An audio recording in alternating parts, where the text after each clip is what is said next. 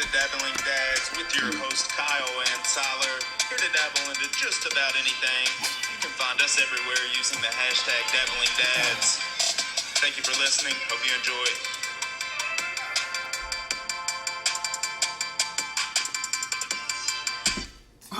Sorry. Welcome back.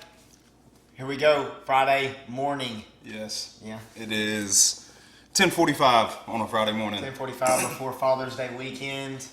We were going to try to shoot it with your dad, but I think he had some dentist appointment or something Great. like Got that. the tooth removed. Got the tooth pulled today. We were like, we have time, so here we are. I've already had a well of a morning. But what have you been up to? I haven't done anything. Cannon stayed home with me today, so we've been watching movies and hanging. He found my dad brought him a pretty cool Empire Strikes Back box that my dad found at one of these collector's things he goes to or whatever. You've seen it. It's that big box. I wish I had it out. Did I have it out here when we did the... I think you did. I think I did have it out here when we did the Star Wars. The box I have in the back is the one, but there's an old memory game in there which is shaped like the Millennium Falcon. It's got the buttons on top. You hit the play button and it plays a sound bite from Star Wars, and then you push the buttons and try and match the sound bite From the movie? From the movies. Yeah, it's pretty cool. I'll show you when we go back in there. That is I could probably crazy. go get it right now, but I'm not going to do that. But we played it this morning. It was a game of mine when I was a kid. It was fun. And hearing him repeat back these quotes from Star Wars, just, I don't know, it did something to me as a nerd dad, just as a, it's weird because I don't necessarily remember being his age, playing with Star Wars stuff. We had Land Before Time and Hook and all these different kind of toys. It wasn't necessarily Star Wars, but I do remember vividly in my brain, watching Star Wars for the first time with my dad and just those kind of experiences. So to be doing it with my kid now, it's sort of pretty cool. But he's spending the day with me. He's got his first baseball game tomorrow, so I've been trying to hype him up. First baseball game ever. He's playing t-ball, but their coach, yesterday at practice, no more tee, he's just throwing them the ball, so that's pretty cool. I didn't expect that at all coming into t-ball season, but yeah, just hanging out. Started the Artemis Fowl movie on Disney Plus, which we've been talking about. It was, what I saw of it seems pretty decent. I'll probably watch the whole thing. It seems cool. I started it too late last night. I fell asleep watching it. Man, my morning has been a doozy, but where you went to, I don't even want to tell my story, but I am going to tell it because, man, I had to do a recall. We are going to go to Florida. So I got to make sure my car is all ready or whatever. Now there's a recall on my braking system. They're going in July. July, yes. So I went ahead and got it all set up. My car was down there for 6 hours yesterday. They had to get the part in. I called them at 2:30 because we got a baseball game. I call them. I say, hey, what's the status on my car? They call me back an hour later, 3:45. I got a game at 6. They say, hey, it's going to be done around 5. I'm like, okay, I'm just going to come get it tomorrow morning if it's going to be done around 5. And he says, well, we're open until 7 if you want to come get it before 7. And I said, no, man, I got a baseball game tonight. I'll just come get it in the morning. So I text my dad this morning, 75-year-old man, drive all the way up here to get me, to take me down there to Nissan. He asks me, I guess this is just his wisdom, he says, it's done, right? I'm assuming my conversation yesterday meant it was done, no phone call, no nothing. I go down there today, issue, not done. They're trying to now tell me that the part in the box was the wrong part. So they're telling you what time your vehicle would be done, but they hadn't even taken the part out of the box yet to know what they're even doing. So they're just bullshitting you on the phone is what it sounds like to me from the get-go. This was in person even this morning, yes. Or they just were like, oh, he's not going to pick it up in the morning, so we're not going to do it. And then they put it off and then realized, oh, God, we should have looked at this yesterday. Yeah, it's hard for me to believe that the wrong part is labeled right on the box, but the wrong part there. But to top this off, this is not the first box story I've heard. So my wife's been ordering all this stuff. I'm sure all our wives have. It works out perfectly for the most part for them. Well, my wife's computer gets broken, so I take it up to the little repair store shop. He's like, yeah, man, we can do this, no problem. Got to order you a new screen. And, it was going to be done in 6 days or something. Mm-hmm. So a whole week went by, then 3 or 4 more days in. He's like, where's my computer? And I'm like, all right, I'll call him today. I'm normally real nice. I understand things are going on. I call him up. Me and you are complete opposites in that realm, by the way. That's why I let Erica talk to people on the phone, because I go from 0 to 100 very quickly. I just learned to try to be patient. I literally down there at the Nissan thing, after they were trying to tell me, I said, I'm leaving. Y'all know that I'm upset. You should have called me. I maybe should have called, whatever. I'm upset. I need to leave. Dad, let's go. And my dad, is still sitting in there because he's probably old man ready to talk right then. I'm ready to not grill into these guys and be like, I highly doubt it that they scanned the wrong part, or like, who's putting my car back together now? Yeah. And now I'm about to drive to Florida. It was so irritating. I was just like, I'm ready to go. Yeah. They know that I'm upset when I come back down here. They're going to actually be able to give me my car. What I want is my car right now. Don't want the responsibility of a rental car and all of that. Just go home. And now I'm dabbling. So it made me happy. And this is dabble number 7. 007. 007, because that's how we were naming it. It was like, right when I saw it was number 7, it's like, we got to do at least something about James Bond just because movies and I like movies. So I know you told me to prep my dad, warn him. So I did warn him. So I know he's already ready with 007. So when he gets here and he does record with us, which we may record that tomorrow. I would like to record it tomorrow if possible. Yeah. Father's Day. We'll start off with asking him, his 007. So we'll get his, he's watched them all multiple times. So yeah, he's well versed in it. I like his opinion, but and I was trying to talk into getting into the basement. Yeah. So let's start off 007 and then Okay. let's just dabble into whatever from there. All right, man. I'll tell you what, we went Nintendo Power at the end, and then we did Nintendo Power at the beginning.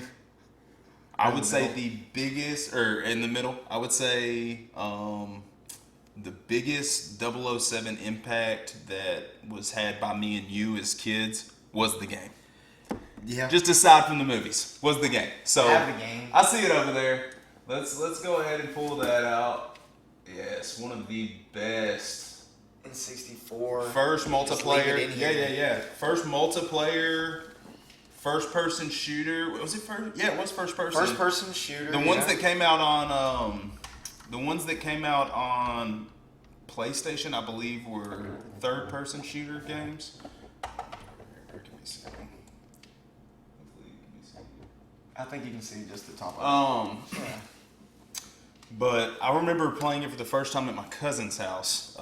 Seth and Sarah, my dad's sisters, they had the 64. We had the PlayStation. And the first time I had played that was over there. I know you actually had it. Dude, I have lots of things on it. Yeah. I have the player's guide. Of course. Incredible. I mean, you can Let me flip look at through that while for a you minute. pull up It's the other ones. in there if I have. Yeah. This is I did just to show it, I guess I should take my time. So just describe it to you. So I had the player's guide. It goes through all of it. It has all the walkthrough. This is just the Nintendo Power where it's on the cover, which also has a lot. I'm just telling you, this page was already out. Oh, you're fine. There's multiple pages already out. Oh, Right? I'm sure, dude. But I have a trivia I'm going to use, so I'll put it back in place. I know where it's at, but you're going to get some movie trivia / TV trivia I'm not today. good. Okay. Yeah, you'll get it, I think. Crazy it fell out. Anyways. So this is just the cover, and this actually has in-depth walkthrough as well. So explain to me this about the Nintendo Powers, Tyler. I didn't get them. Did they come? So Goldeneye's on the front of it. You already showed the camera that one, I'm guessing. Yeah. This is Goldeneye. So when Goldeneye would be on the cover, would this be before the game came out? They would put this out prepping for the game. Well, they would correct? actually do. I Or- think this was first. That was the prepper? Well, hold on. This is volume 93. Or the preview, should This I say? is probably? volume 99. So this is probably when the game came out already and had the walkthrough. But this right here Oh, that's pretty was sweet. volume 93. See, they all had these posters in there, and I think we've showed them every time. But this is almost like using it like a movie, like the game's coming out, is what that was. And then this one down here was even older, I think. See, I'll be honest. When the name James Bond is said, this one's later. when the This name, is the Game Boy one. It was called James Bond just 007, and it had a Game Boy game. I don't remember it. And it looked. Here it was. This was a Game Boy, if anybody remembers that. Game Boy James Yeah. Bond. Mm-hmm. It looks like Pokemon is what it looks like. Very similar. Well, I don't think I saw Goldeneye in theaters. Like when I think of the movie Goldeneye, man, I cannot even remember what that movie is about, Tyler. I'm gonna be honest with They you. were running in the jungle. The guy stands up. He's like, Invincible! I mean, I've seen it, but in my brain as a kid, James Bond is Pierce Brosnan. That's who played him. He was on a video game. That's who James Bond was, Pierce Brosnan. That's who I think James Bond is. But when I think of when I think of And I looked up all this. So when I think of Goldeneye, I can't think of the movie. The game is really what I remember about that whole movie. It's the video game, and I think probably a lot of people our age probably pretty similar to that. I'm gonna show this real quick because these are the people from it. I'm gonna try and get it close so y'all can see what I'm talking about. This guy right, yeah. the video games. Your name what? Famous for Father's Day TV dad. Did this guy right here play? This guy right here. He's in the movie Goldeneye, I think. That is Goldeneye, Tyler. It's from the Goldeneye book, but what famous TV dad? It's a show we have watched every episode. Every episode? We've watched every episode of this TV show. I have. Yes. Um. And your wife. You started later than me. You should know. Gets his head cut off right at the beginning of the show. Oh my goodness! Yeah. It's Ned Stark. It is Ned Stark. It is. Oh man. I can't believe I kept missing that. I just kept thinking of it because he really wasn't Jon Snow's father. No, and I said father, and it's like It confused me. he dies right at the beginning of the freaking show, pretty much. In the grand scheme of things, so it's like, yeah, he's the dad they're talking about. He's dead right off the bat. Spoiler alert! If you haven't seen season 1 of Game of Thrones, sorry. He gets his head cut off. I love it, man, because you know actors so much better than me. I would never realize. That's who that is. It's like the day you got me with the torch and Captain America. Oh yes. Oh man, that is some funny shit right there. Ned Stark is what is the bad guy's name in Goldeneye? Man, I cannot think of it. I don't remember, dude. Like I said, I don't remember that. We don't have to go down the road and look into it. You get the point. I looked up the 007 stuff. Like there's walkthroughs. What I loved a lot about that game was, a lot of people remember it was the multiplayer. Boris, yes. Natalia in the movie. And that was my favorite movie. I had to put that as my favorite one, but my favorite newest one was Casino Royale. Okay, so we're going to go ahead and... No, we don't have that. I want to talk about the game for a second. Oh, okay, good. So the game, I remember the multiplayer, you always wanted the golden gun. We brought that up in another Nintendo Power forever ago, but the multiplayer was fun. Some people would pick Jaws, the huge one. Mm-hmm. That game made me want to go back and watch the old movies with, end up being like Sean Connery and whoever. I got the list somewhere of these guys. I can look it up. Roger Moore. Let's see. How about you see how many of them you can name real quick? Are you ready for it? Roger Moore, Sean Connery. All right, that's 2. There's been 7. Pierce Brosnan. Yeah. Daniel Craig. Yeah. I don't know any fucking. You didn't say Sean Connery, did you? I did. So Sean Connery, Roger Moore, Pierce Brosnan, and Daniel Craig. Yeah, that's only 4 now. The other one were David Niven. Don't know him. George Lazenby. Don't know him. They both only have 1 year next to their name, probably why. Yeah, that's what I don't know. And the other one was Timothy Dalton. I should have known that. 7 to 8. I'm a fucking idiot. I should have done that. Sorry. No, that's fine. The fact that I only missed one that played him more than once, I'm okay with that. But the game. So, God, the game, man. It was just so fun. The single player was fun. The multiplayer was fun. But being Odd Job, the little guy who could run around. Yes. But it made me want to watch some of the older movies, and I got the list of those movies too. But when you played the game, did you ever play like the single player all the way through, or you just were playing multiplayer? No, I played when I went to my cousin's house type deal. The ones we did play were the games like Tomorrow Never Dies came out for PlayStation, and The World Is Not Enough. Both of those had video games that came out for PlayStation, and we played the shit out of those. We played those a lot. Dude, I want to read through some of the old movie titles just because I don't know if people actually doing it, because some of them are funny, and it reminds me of even like Austin Powers. Well, Austin Powers is a spoof of James Bond. I don't know if you realize that. But yeah. If you go back and watch those old James Bond, we're at the big long table, they're all sitting around. It's got the main leader, guy wearing the patch. Like it is Austin Powers. You need to go back and watch them. They're on Netflix. One of the funniest parody movies out there, dude. Michael Myers is hilarious in these movies. I was listening, and I want to come back. We're staying on James Bond. Yeah. I was listening to, I can't remember who Joe Rogan had on, because I listen to all of them now. But they were talking about on Saturday Night Live, if you do a character that you bring so many times, they now have the rights to that character. It was the big girl that's in the movie, with the guy who says Cotton, the guy in Ozarks, the guy in He's like famous Which now. big girl? The foreign big girl? It's like he kidnaps her. They're on the road or whatever. I think that's who it was. I think her name is. Oh, Amy. You know what I'm talking. She's funny. Not as Amy a fat Schumer. lady. Not Amy Schumer, but You know what I'm talking about. Yeah. She's in all the movies now. I'm not a big fan. She's like of her. obnoxious. Yeah, but anyways. Yeah, but she was saying if you're that character. But Austin Powers was a character that he.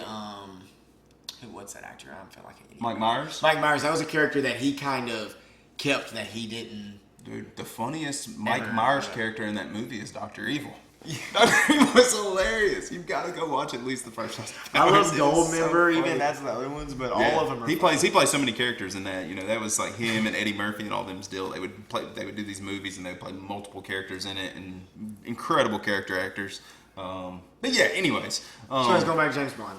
I didn't play a lot of actual Goldeneye. I know that's what when I think James Bond, that's one of the first things that pops in my brain. But the only time I really played it was, you know, at my cousin's house. Like I said, not often. The other ones, tell me if I'm remembering this wrong. There was a level in the game where like you walk out to the end of this platform and you like bungee jump off. Is that like It's at like the the beginning? first level, Very yeah. beginning of the game. Yeah. I remember that. I don't know why that's in my brain. I can but- remember that without even looking. Brother. Yeah, I exactly. played that game a lot of times. Yeah. You get the files. You get to. They had cheat codes too, though. But you get the files, and you can make it harder. And, Working with Q the whole time. God, it's just crazy, man. It's, Is that who the audio is? Is it Q talking to you while you play the game? I think so. Yeah. And it's got like animation parts too. Like I guess that's like this Little cutscenes for its day. Cutscenes even Yeah. for its day. It's. You hear the guns, like the guys now. When you go back and look, it's like they're like 2D robots walking around. But some of the old movies. So, did you pick a favorite movie besides Goldeneye? Is there a movie that you like watched and actually liked? I did an honorable mention and my favorite movie. What do you mean that I actually liked? Of course. Yes. All right. Well, also after you give those, I want to go through the list because I have it pulled up, and you just say if you've seen it or not seen it, and what you remember from it as we go. We'll just do it quick if you've seen it or not seen it. We'll both do it. All right. If we've seen it. 'Cause I'm one just time I going watched to it- go ahead and tell you. If it's before Goldeneye, answer is I have not seen You it. might have though, dude, because I used to I haven't sit time. at home I'm telling sometimes you. and like on FX or something, they would start rolling these James Bonds, man, and I would just sit there and I've watch seen them. bits and a I've bunch seen of them. bits and pieces of them, like with my dad watching them. The one with Jaws and the one with Jaws has like a little person in it. I don't know what his name is, but I've seen bits and pieces of them, Tyler. But I'm telling you right now, I have not seen. Like I kept telling you, I can't remember Goldeneye, and I'll explain. Like I want you to go through the list, obviously, because the names are funny. But once we get to my mention, I'll sort of explain how my fandom of what I am a fan of when it comes to James Bond and why. So, anyways, How did read 'em. you? All right, let's just. Yeah. Go through them, and then at the end, I will do my two, and then I'll sort of explain to you All the right. first time I saw it and all that good stuff. Got you, Dr. No.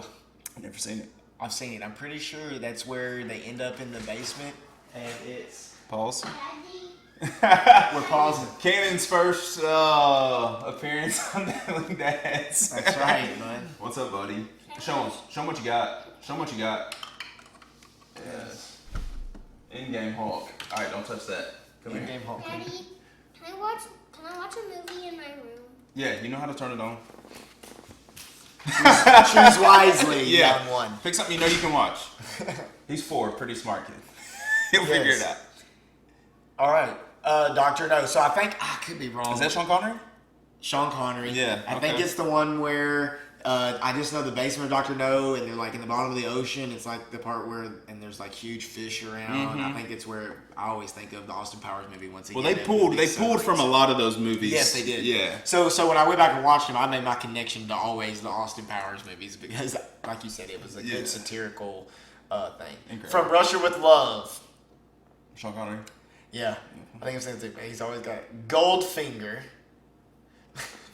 Thunderball, Thunderball. You can buy the whole. They have them all on I've Blu-ray. You seen can that buy it. one. It's very expensive. This one looks like he has a jetpack and he's in the water. This Let me might have see. been the one that Let me I've see. seen. It's just the poster. No, I've never seen it. Is that Sean Connery also? I think How many did so. Sean Connery do? Looks like 1, 2, 3, 4, 5. I don't think So that's he is the- James Bond. Yeah. I'll comes explain. back. We'll talk about that here in a minute. All right, you only live twice. On Her Majesty's Secret Service, diamonds are forever. Yeah, that's where that song is from. Correct. Live and Let Die, The Man with the Golden Gun. This is now somebody else. That's the one that you probably know, Roger Moore. Is that Roger Moore? Yeah. So I guess. Okay. Yep. The Spy Who Loved Me, which is like The Spy Who Shagged Me. Moonraker, For Your Eyes Only, Octopussy, Yeah. Never Say Never Again, A View to a Kill, The Living Daylights, License to Kill. That's got a butt chin one, whoever that is. Goldeneye, which is the movie I probably remember the most. That's the old one. Tomorrow Never Dies. This is Pierce Brosnan. This is who is James Bond to me. Pierce Brosnan. Pierce Okay. Brosnan, yes. I'm gonna. When you get done with this, I will sort of explain my it's my so many thoughts movies. on James Bond. It's so many movies. I agree. The World Is Not Enough, Die Another Day, Casino Royale, Quantum of Solace, which is a bad movie, Skyfall, Spectre, and then this new one, No Time to Kill, which, just to show that I at least did my research, it's now been moved to November 20th Yes, and I'm about to show you this. instead 'Cause I wanted to of talk about it. Thanksgiving Day. So, Christoph Waltz is going to be in it again, which you may remember. He was also the bad guy in not Skyfall, but So the guy in Water for Elephants, bad guy. the same guy in Water for Elephants, but he is Inspector. He's the bad guy in Spectre, Yes. which was Daniel Craig. So the first memory I have of James Bond, other than the video game, was seeing The World Is Not Enough in The World Is Not Enough in theaters, which was Pierce Brosnan. 1999. Correct. Was that before or after Die Another Day? Because I think I might have it mixed up. Die Another Day was after 2002. Okay, so Halle Berry. correct. 99 was the first one I remember. So I was 11. I was 11 years old. 11 or 12, I We don't saw it in remember. theaters. Really good one. You should watch it. It's a real good one. But that's my first memory of seeing a James Bond movie. My honorable mention movie is Die Another Day, which is the one that came out With Halle Berry. after. And if you go and watch them, they're all James Bonds are sort of cheesy. Like, that's sort of what they are. That's why Mike Myers made a, whatever, satire film about it. But Die Another Day was good. That was the one that had Halle Berry. John Cleese was still playing Q. I think it was the last time he played Q in that. And if you don't know who John Cleese was, he was on Monty Python and the Holy Grail. Like, he's part of the Monty Python people. British guy. He was in the movie Rat Race. He's like the guy that's running. He's like, oh. He's like got the real white teeth. He's the guy running the whole race, like running all the betting and stuff on Rat Race. So he plays Q in, I think, Goldeneye and whichever ones. Judi Dench is already in those. She plays M. She's in all of them. The little short older lady with the very short white hair, real short white haircut. Judi Dench. Look it up if you don't know who she is. She plays M. Die Another Day. It's a good one. Halle Berry's in it, of course. So I was. What year did that one come out? 2001. 2002. Okay, so I was 14. So Halle Berry's on the screen. I'm going through puberty. Like, God, You need to watch Swordfish. I've seen it, of course. God, get real. Dad used to have the black box that gave us, when there was only 3 movie channels, HBO, Cinemax, and Showtime. We had the black box that got us those. Dude, I would stay up super late and freaking, try and freaking real quick get a glimpse of Halle Berry on freaking Swordfish. Of course. Anyways, my favorite James Bond is Skyfall with Daniel Craig. Pierce Brosnan in my brain is who I see as James Bond. I probably should go back and watch the Sean Connery ones, considering he did so many of them. Yes. But in my opinion, the best James Bond to ever do it is Daniel Craig. Every single one of those are so good, dude. Like Casino Royale, I love Casino Royale. Skyfall, Spectre. This new one looks like it's gonna be great. It looks good. Javier Bardem was the bad guy in Skyfall, which is the bad guy from No Country for Old Men, which I know you've seen. The real crazy Hispanic guy, like psychopath. He plays the bad guy in Skyfall. Real smart, diabolical type villain in that movie. M is she sort of rises to the occasion. She's like one of the main characters in that movie. Do you remember Skyfall? So Skyfall is the one where Skyfall is his home he grew up in. They go to that house in the last battle. They're in that house. He's got it all booby trapped and whatnot. Adele sings the opening song. It's incredible. It says 92% on Rotten Tomatoes. It's great, bro. It's a really, really good movie, Skyfall. Adele sings the song. Me and Mike Travis saw it opening weekend in movie theaters. It's a really, really good one. That was the one that introduced Ben Whishaw, which I don't know him. His last name is spelled Whishaw. Shaw. He plays Q in the movie, like the young Q. Like when it starts off, like he's sitting down, Daniel Craig's sitting on a bench, like in the subway, and then this young kid just comes and sits down like right beside him and starts talking to him, blah blah blah blah blah, and then he realizes that he's Q now, type deal. So it sort of introduces a younger Q, which I'm guessing he's gonna have probably a big role in this one that's coming up. That sounds incredible. But it also has Ralph Fiennes in it, who plays because it's really all Voldemort. books, right? He's like the leader of the 00 people. Because it's all books. Really, right? Or that's what it originated as? I'm not sure. I don't know. I'm pretty sure that it was just like these books that's not like the Hardy Boys, but it's kind of like that, where it's just the same characters. That's why the cues can all change, but it's still the same characters because it's non-episodic like. Well, they don't have names. It's sort of like Men in Black. Casino Royale was my favorite movie. Is like Goldeneye will always be like the game. I actually remember the movie, The Invincible. Like it's, I can't believe that is this hard. I mean, I remember the movie. It's just not ingrained in my brain like Casino Royale was right at the time, 2006. I was playing a lot of cards, especially in my college days. There wasn't another James Bond, Quantum Solace, like in between there or during that time. So I love that movie, like when he does the chip tricks and all of that. But you're right, all those Daniel Craig movies, they are like, dude, I like Mission forgot Impossible about Quantum of Solace. Dude, I completely forgot about that. They had a great video game that came out on Xbox 360 for that movie. I completely forgot about that movie. It has that. It's good. It's not as good as Skyfall, but it's pretty good. No, but this new movie, November 20th, I'm guessing theaters, they're opening back up. Next month we're going to see Tenet. That's going to be the first movie I see, I think. It's got to happen for the show. I hate to tell Emily, like, she's going to have all the boys one night. We'll just get them together. No Time to Die. Christoph Waltz is back. He was also the bad guy in Glorious Bastards. Great actor. Was in Django Unchained also. Christoph Waltz. Yeah, I can never remember who he is. I just say the guy from Water for Elephants is where I connect. Same. Him, and then I try to. He's very good at playing Inspector, is what you said. Yeah, I believe it's. You might have to check me on that. He plays like a mentally bad guy, crazy guy. Yeah, he like acts all real nice and whatnot to your face, but he's really like an evil motherfucker in most things he does. So now let's go ahead. What were you gonna say? Are you staying on James Bond or not? I mean, I'm done.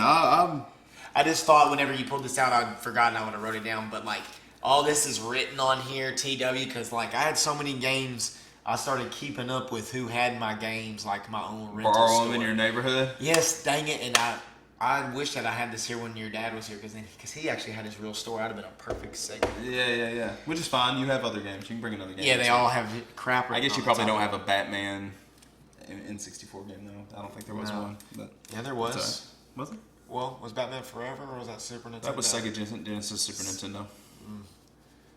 Man, what a game. All right. Yeah. So are we moving on from James Bond 007? I mean, that's literally all I had written down was 007. So I'm ready to just dabble, bud. We can we can do that. I can read a Kobe quote real quick and then dabble into what you want, unless you have a nice segue from 007. I don't care where we go, man. We can go anywhere you want to go. Oh man. I know I've caught up to you a little bit on podcasts, so we were sort of getting to listen to the same podcast this week. Yeah.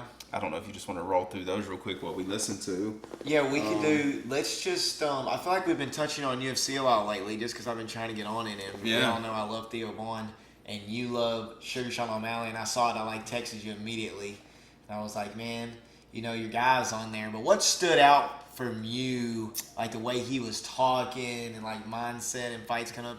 Like, what did you just think about him after actually getting to listen to him? I mean, I've texted you about him for a little bit now. I think he's got the it factor 100%. Like, he talked about he dyed his hair all those crazy colors for this one, and people talk about his curly hair. Your hair, you could probably get your hair pretty similar to his if you just let it grow forever. But what did he say? He said, like, people make fun of me because of my curly hair. He's like, my curly hair is the reason I got pussy. I was like, golly. That was one of the first things you said on there. Was like, where can I find the females, Theo? Yeah. And he's like, you can tell Theo Vaughn, he's like uncomfortable but not comfortable. Yeah, he's like 25 years old, young kid, got too much money. Like, yeah, he wants to know where the females are. But anyways, I think he's got the it factor. I think for his size, people underestimate him. I think he throws hard punches, man. Hard, precise punches. Very similar to Conor McGregor's style, in my opinion. I think he throws a lot more kicks than Conor threw, because Conor's left hand was what was so deadly with him. I think this kid's got deadly kicks.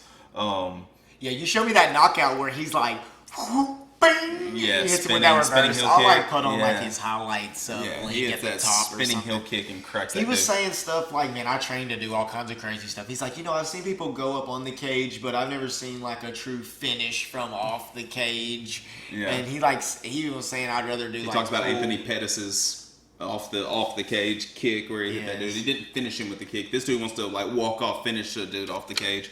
But I went back and was just watching his highlights, and when he was on Dana White's Contender Series, Dana White said, I'm looking for a good fighter, but I'm looking for someone with the it factor. And they're like, well, what's the it factor? And he's like, Sean O'Malley is the it factor. And he is, man. Like, he's gonna make a lot of money in this sport if he stays healthy. He's special. I didn't realize because he just kept talking about his suspensions, so I didn't know what they were for. And you said one You of looked them it might have up. been an injury, and then one I guess. I think it was. One of them he says he got suspended for something he didn't do. Did you look it up? I didn't look it up, man. Yeah. I just took it for what He said you he got suspended for something he didn't do, so I'm guessing he was on some supplement his trainer had him on or something. But he definitely is feeling like good. And he was like, man, I'm healthy for the first time coming out. And he was talking. He's 11 and Those 0. first fights, he had a torn labrum fighting in those fights. Torn right labrum in his shoulder. Yeah, and he talks about how all he worked on was like his jiu-jitsu. His grappling. He's like, oh, all those wrestlers, they think they're just going to grab me. What, I'm just going to lay there? It's like, no, I'm going to choke them. I'm going to get up. I'm going to move. And I kind of liked his response just to that, He said he's 5'11", 135. Yeah.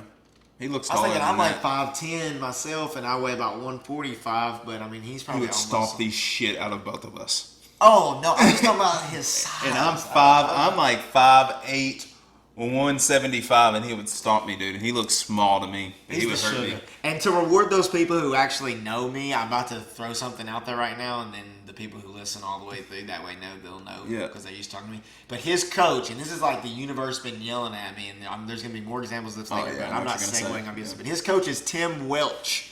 There is another Welch that I heard about, and then maybe even another one that we might talk about that is in a different realm of right now. But just remember, Tim Welch is this Sean O'Malley's coach. Welch. Yeah. So Welch has been like screaming. Red hair out. guy. I say you watch them probably, and I Yeah. don't. I watch just have them to all. listen. YouTube is the way to watch podcasts. Watch our YouTube. If you're listening to this, let me talk into this one. Go watch the YouTube video. It's better. Yes, you can see our reactions. So who else? Obviously, the last one I listened to was the Cejudo, but I also listened to Tyron Woodley. Yeah. And I know that you had heard of him, but he was just on Hot course Box I've heard of him. with. UFC champion at one point. See, I'm new. Yeah, I know. He apparently was in the movie Straight Out of Compton, and I wanted to make that just connection I didn't since know we that. were on here. Yeah, I've watched that. I didn't know that. Yeah, and he explained I like think he's their good. marijuana rules and all of that as far as fighting. Very You minimal. You can't test during the week of your fight or something. Correct. Like that. The only time you cannot have marijuana in your system is the week they fight. That's why Nate Diaz that time, he was just promoting that fight and literally lit up right there on stage. He said it was a CBD joint, but he ain't wasting his time smoking a CBD joint. Nate Diaz. Dude, hot boxing with Mike Tyson. If you can stay listening, dude, he starts giving nuggets of things on there. Oh, I love it. But Tyron Woodley, I guess, rolled them up a joint with some kind of like crazy joint roller to him. Mike Tyson was just amazed by it. It was just cracking me up. It's like the little things like Mike Tyson now, just his new way of thinking, just the way that he goes about life now. I was going to say this. We're on the subject. I'm just going to say this. Dude, I think that could be the answer, man. To just all this craziness going on in the world. Like, dude, let's just loosen up on all that. Let people relax a little bit. Like, why do we got laws on freaking a plant that grows out of the ground? Not to get too into that, but, like, it's time, man. I mean, there's like, laws like, I've heard even before, you break laws every day, spitting into the wind in Alabama can be like a law. That's what I'm saying. Like, they need to just clean all that up and make it just correct. more. We don't need to be babysat. Like, let people live their life, and you realize that, a lot of these people are coming out with this anger because they feel like they're being held down. Of course they're acting out. People do this their entire life. I have a 4-year-old. I see it every single day. But not to get too into that. I don't know what ventured me off into that UFC, but I was trying to think of who else I don't know if when the next big fights are, but we do know that Fight Island is coming. We kind of talked about it last time. But I guess you said baseball was coming back just to talk sports. Yeah, so the problem was MLB they wanted the players had already the collective bargaining agreement. They had already agreed on that at a certain price. Well, then when all this happened, the MLB wanted more of the money, and the players said absolutely not. So it looked like there wasn't going to be a season. But I saw yesterday, I believe on Twitter, you might be able to pull it up real quick, that they're going to play. And the guy that's going to save the game, his name's Ronald Acuna Jr., and he plays for the Braves, man. Is he? That's what you think? I'm calling it right now on camera because he's the most exciting player in baseball. He could have won MVP last year, man. Second in the running. He's most exciting. I watched that. So I came home last night. Instead of Artemis Fowl, I watched that this morning. But instead of Artemis Fowl yesterday, I watched it's an old one. I thought it was new, but it's This says 13 hours ago, Commissioner Rob Manfred quickly rejects Union's 70-game proposal. Oh, so it's not going to happen. I don't know. Sports is just crazy sometimes. It is. Like, we're going into phase 3 now, so... Anyways, what was that? I was in the middle of saying something right there, man. I got completely off. I don't know. You were talking about Acuna Jr.? Yes, I watched the Mark McGwire Sosa documentary. So it's old. I just had not seen it. I don't know how. When did it come out? I'm not sure. I wish I could remember what it's called. Something of summer. But watched the entire thing. That was, so in 94 was the lockout in baseball. I can't remember how long I don't want to speak wrong. 94 was the lockout. Braves won the World Series the next year. Yeah. 94 was the lockout. So baseball was down. People had moved in the NFL. Y'all don't want to play baseball? That's fine. We're football fans now. I mean, like literally, some of the truest, some of the people who loved baseball just completely dropped baseball because they thought they were just selfish for holding out and not playing baseball. This was in 94. Crazy. They played 95, 96, 97. McGwire hit like 56 home runs, which made people start to think, oh my God, he can beat Maris at Maris had 62. I think 63. Like 63 broke the record. 62. No, he had 61. Maris had 61, I believe. Had 61. 62 broke the record. Look it up so we're correct. It's around there. That's close. He hit like 54 the year before. So coming into the 98 season, they were pitching it that Mark McGwire and Ken Griffey Jr. were going to be the race to Roger Maris's record.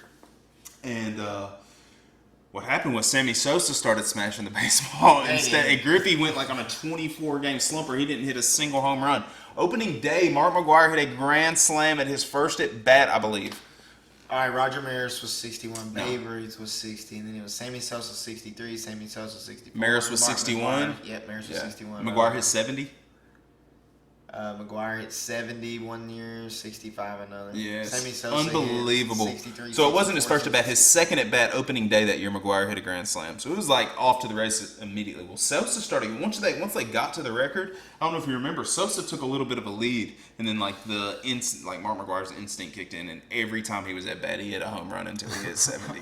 It was unbelievable. He went from like 62 to 70 in like 4 games. I think I remember. Yes, every time he was at But bat, then he hit a this home run. man by the name of Barry Bonds started hitting it. Well, they cover that at the end, and that's when they start talking about steroids, because right after Barry Bonds broke the record, you remember the freaking feds came after him because he was using fucking steroids. Hey, you know And what's steroids crazy? ruined it. The reason I think Ronald Acuna is going to save the game is because he's a normal-sized Dominican kid, dude, and he can freaking play the game of baseball. He can smash it. He has one of the purest swings I've ever seen in my entire life. And yes, I'm a Braves fan. I get that. But I'm just telling you right now, mark my words, Acuna is going to be the face of baseball, man. 100%. Is he? Ozzie Albies right beside him. Guarantee it. You might be right about that. I am going to be You know what's crazy about all this to me? It's because I've went back to the future. Back to the future. You know what's crazy about this is I'm just looking here at these stats. I feel like Barry Bonds happened a long time after Mark McGwire 70. It was literally only 3 years after. It was right. And then now no one comes close. The closest was Giancarlo Stanton with 59 in 2017. I remember that. No one else on this paper is even anywhere but 2006. Ryan Howard at 58. Nothing else even close. Yeah. Steroids, bro. they stopped letting him use Roger whatever that Maris steroid was a beast. Yeah, Babe Ruth was a beast. they were all using it. But yeah, I think baseball's gonna come back. Sort Roger of Maris swing was us also back. 26 years old. Very young, dude. He was so. You need to go home. Do you have ESPN Plus? I think, I don't know. Yeah, you need to sign into it and go watch it. It's Roger Maris apparently like started having all these like random sores coming up on his body from the pressure he was feeling from the media to break Babe Ruth's record and stuff. Like he was like sick, was like Barry almost Bonds? killed himself. Roger Maris. Oh. Yeah, so they talk about that and stuff, and then McGwire talks about how like he started feeling the pressure of like, you know, the media expecting him to break this record type deal, but Pause. Daddy, Yes. my goldfish is all gone. Why'd you put that I'll be song? back. Dude, I'm probably just gonna have to splice that part. Well, if you thought you were going to listen to Dabbling Dads and there not be interruption by some kids, you're wrong. Anyways, sort of to swing us back around to the podcast we listened to, Jocko Willing on Joe Rogan was unreal. Jocko podcast, I don't know if we've shouted out, but Jocko, not that he needs any more publicity, but he's a ex-Navy SEAL, has his own podcast, real inspirational guy. He was on Joe Rogan just sort of talking about the current state of things right now. And He's talking about like leadership and just what he thought. I mean, they did bring up like Dwayne The Rock Johnson running for president. dude, he said it over and over. You know, the fact that he just thing. he said it over and over. Well, remember that's how Donald Trump became our president, man. Is you know it got mentioned and then he realized he could do it and then it happened. You know, like that's just what happened. It happened. So I'm telling you right now, if his name was on the ballot next to Donald Trump and Joe Biden, I'm voting for The Rock. The You know what I mean? people's Can you president. think of a better person? The It doesn't matter if you can think of a better person. I'm serious, dude. Like, I'm gonna get political for a second, man. I cannot handle the left and right anymore, dude. I can't handle the left and right anymore. I can't. People have lost their fucking minds. Seriously. And I'm going there right now because it must be said. You are solely choosing who you think should run our country at any level of our government by just what side your parents raised you to believe or what side you think you should believe. You have lost your mind. Stop. Think for yourself for 5 minutes. Like what we're dealing with in 2020 right now is all because of people not being able to think for themselves. And we've let this media machine crush us into believing that we got to pick one side or the other. And enough is enough. Please vote independent. That's all I got to say. At least just do your research for you. Well, yeah, do your research That's for you. why That's the- probably a better... That's why the mail-in votes is kind of messed up a little bit because, you know, you basically, I'm just talking about, and this is the way that I've just started to think now because of the things that I listen to. Yeah. And we're going to go into some of them on here just because, like you said, you love to talk about them. I like to trim them down to the good part, and it works out perfectly, really. Yeah. But, dang, I forgot what I was saying as I was explaining what I was talking about.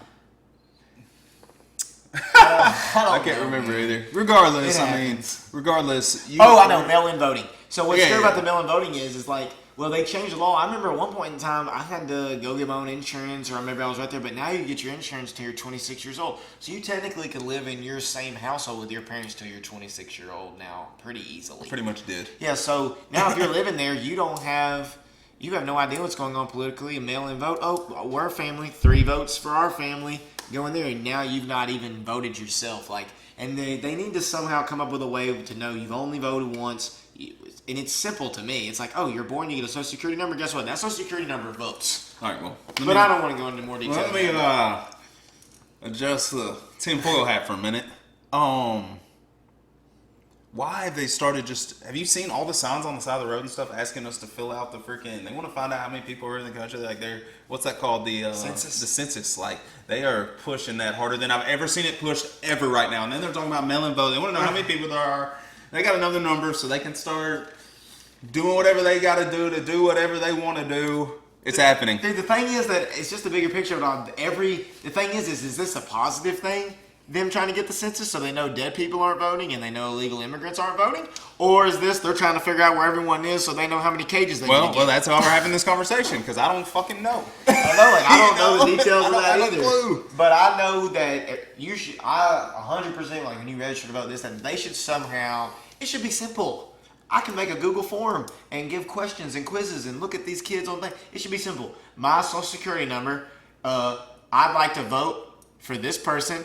My social security number gets a check mark. This is my last place of known residence. It's over. Yeah. There is no more voting after that. What's pretty easy. Just When Fiance I went and man. voted here recently, all I had to have was my ID, man. They looked at my ID, I walked straight in there and voted. Dude, God rest his soul, one of our good buddies, he once made a fake ID that looked just as good as any ID I've ever seen.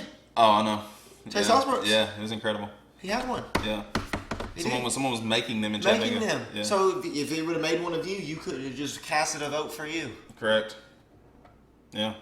Because it was legit. Because then all that happens is it kind of does it trigger down to you actually made this vote, or does that machine just say I have this many of this and this many of that, and now it all gets lost in the wash, and then you go to another machine and you voted. You see what I'm saying? That should be clear to me. I'm a pretty educated human being. It should be very clear to me how the voting is check marked and what it is. It's not. Yeah, I agree. My social security number, I ought to be able to look it up. What did I vote for? This person, this person, this person, this person. Yeah. I should be able to look that up. It should be so. I don't understand it. But I don't want to go into all of that, man. I really don't. Cause Well, we already did, but it's all right. But let's talk. I know I don't want to really get into a bunch of policeman talk, but there is one policeman that I want to talk about, and his name is Ronnie Coleman. Okay, yeah. I forgot he was also on Joe Rogan. Perfect. Yeah. Segue to that, yeah. Because he was just talking about as being a police officer. I didn't get to watch any of the pictures, but I made the connection like he was Mr. Universe forever. I got you. But you showed me the video. Make weight. What would he? Make weight. Yeah. Lightweight, baby. Lightweight, baby. Yeah. Oh man, he said that he. Just to give you an idea of how big this man was, if this was a police officer, I doubt anybody would say anything. They would just say, yes, sir. I'm about to show you the picture of him in his police uniform. Dude, he said he was like almost 300 pounds, Mr. Universe. 8 years in a row. Show that picture up there. What would you do? He said all of it was hand-tailored. He made the shorts, he said. Yeah. God. Now he has to walk around in a wheelchair and just accepts all of that pain. It was actually kind Well, of I'm hoping that doctor, that Mel Gibson, you need to go back and watch the Mel Gibson Joe Rogan. That's one you should go back and listen to because he brings that doctor on there with him and he deals with stem cell stuff. And Mel Gibson took his 98-year-old dad there who was in bad health. Like they were giving him like weeks to live. Where was this place again? Colombia? Colombia? No, not Panama, but it's some Central American country. Yes, I can't remember. Stem cells. Yes. I think it's Colombia. I do think it's Colombia. They don't have like any restrictions there, but I it's may be actually wrong. a real good doctor. But yeah, so this guy came in. Now Mel Gibson's dad's like 104 years old. So Joe's trying. It's all about lengthening the telomeres, man. I'll tell you what. It's you either simply like as far as the cell level, you die of. I want you to think about this for a second. You die of immortality. Or you die of old age or not being able to reproduce again or go on. So you either die of immortality, which doesn't make sense at first, or you die of just you can't keep going anymore. And what that means is immortality is cancer. Cancer cells keep multiplying. That's what cancer is. They don't work, but they go through mitosis or split. So you get a bunch of these cells that don't work, and if you get enough of them, you get a tumor. And your body doesn't know any different. It keeps sending blood there, so they keep going through mitosis. So that's immortality. Rapid repetition, cancer kills you. Or your cells just age out and die, and they can't reproduce anymore. And what they're learning is that this is telomeres, which is just how your DNA replicates. They're basically sheds off a copy, like you're a carbon copy, and you're ripping off a page, and you only have so many pages. Yeah. And your cells will stop replicating. So they figured this out because a lot of the mice that they've been breeding, that they actually are running all these tests on, that they're giving all medicines on, these mice obviously are animals, so they're going to adapt. And these mice have adapted to grow extra long telomeres, which means that their lifespan is now extremely long. So now does medicine affect them differently or not? And what all tests are actually viable or not? Mm-hmm. And there's this big underground that these mice really are adapted and are not a good representation, and there's really some messed up things going on just that it could be. So you want to extend your telomeres, and Joe, that NAD drip that he talks about that's so painful, what that does is it is supposed to... Well, it's only painful because of the way he does it. Well, it's supposed to be hours long, but he does it in 13 minutes and it's painful, but it's supposed to... He's crazy, dude. He's nuts. He said, no, I just get him to stand up on the table with the bag to make it drip even faster. He's like, 13 minutes of hell is better than 2 hours of feeling like crap. But what that does is it extends the telomere, so it's like, it's supposed to make your cells literally younger. Yeah. Like that CRISPR technology, like that's going to start coming out. Joe Rogan's a very mentally strong dude, if you hadn't figured that out. I mean, he's martial arts, man. I'm telling you. You keep your boy with me wrestling, he'll be very mentally strong. He's a believer in Jocko, and then we're talking about that too, that police officers should be trained in some kind of every single one of them, man. Like if we're gonna talk about it for a minute. Yeah, let's just do it. We can, and you know, I stand with the police. I stand with black people. I stand with white people. I stand with human beings. Period. That's all I got to say about that. Yep. As far as the defund the police argument, I don't disagree that I think we have money going towards things that are doing no good that could be put towards something that could work for the better as a whole.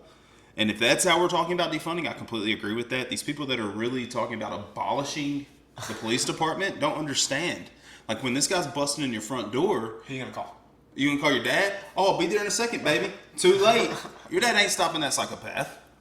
You know what I'm saying? Like there's people that sign up to come here and stand in the line of duty and do that, man. And right now they're letting the actions of few skew their opinion of the whole thing, man. And there are great police officers out there, man. It's the way of thinking of one cheerleader dumb, all cheerleaders dumb. One job. It's the inductive reasoning. It's stereotyping. They've trained us to do that, and then they've trained us how to not pay attention to it, and then now they control us. Or just, we think this is like this, so now we apply it to everyone. It's thrown in our face. Like, you can find just as many opposite as the same, but if you just see this one thing, it's like we even talked about in the other podcast. Tricking your eyes is easy to do.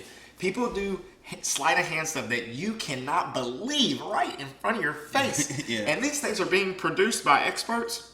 I remember I learned it in Miss Stamp, shout out, in middle school. They propaganda, testimonial, I want this because the star does this. It's all manipulation. We just forget about that, I guess. It's like, I don't. I mean, I'll try not to. I don't forget about it. It's just obvious that some do, and then it's like, I want to have conversations sometimes, but you know, sometimes you just gotta let people figure it out. So tell me this.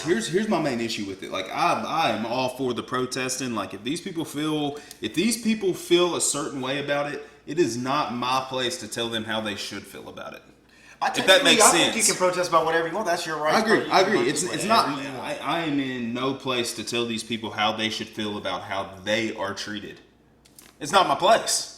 I can only understand how I'm treated and how I understand things. I'm trying to learn and understand and be better about a lot of things. But the thing that bothers me is the people that use these type of situations and mass hysteria and to do crazy things. What do you know about Chaz? CHAZ.